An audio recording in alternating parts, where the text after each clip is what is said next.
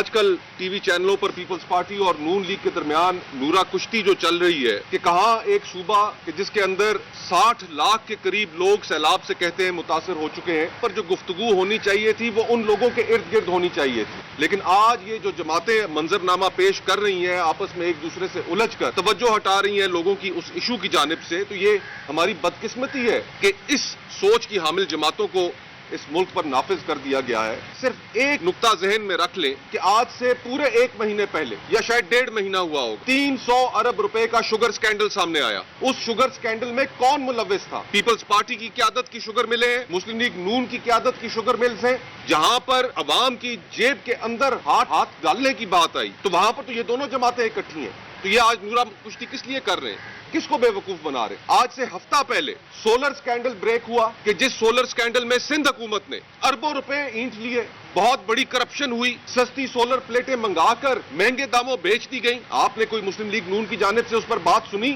Sugar scandal ہو تو یہ خاموش، سولر سکینڈل ہو تو یہ خاموش۔ یہ ایک دوسرے کے پارٹنرز ہیں کرپشن میں، یہ ایک دوسرے کے پارٹنرز ہیں عوام کی جیبوں میں ہاتھ ڈالنے میں۔ جب عوام کے پیسوں کے اوپر ہاتھ ڈالنا ہوتا ہے تو یہ بالکل اکٹھے ہوتے ہیں۔ یہ نورا کشتی کے علاوہ کچھ نہیں، اور ہم یہ ڈیمانڈ کرتے ہیں کہ اس ملک میں جو احتسابی ادارے ہیں، یہ جو سپریم کورٹ ہے، یہ کیوں خاموش؟ یہ احتسابی ادارے کہاں چلے گئے؟ آج جو اربوں کے سکینڈل سامنے آ رہے ہیں ان پہ یہ خاموشی، یہ کلوژن کی طرف اشارہ کرتی ہے۔ ان اداروں کا خاموش ہونا، احتسابی اداروں کا کچھ نہ کرنا، وہ ایک لائسنس ہے ان جماعتوں کے ہاتھوں میں کرپشن کیے جانے کا۔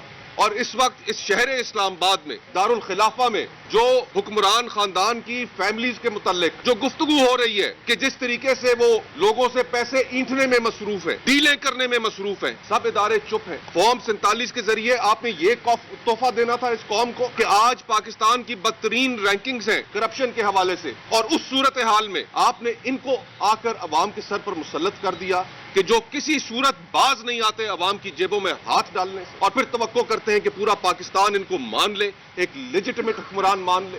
ان کے کلوزٹس کے اندر جو سکیلیٹنز تھے، آج ان کیسز کا مجھے بھلا بتائیے کہ کیا بنا؟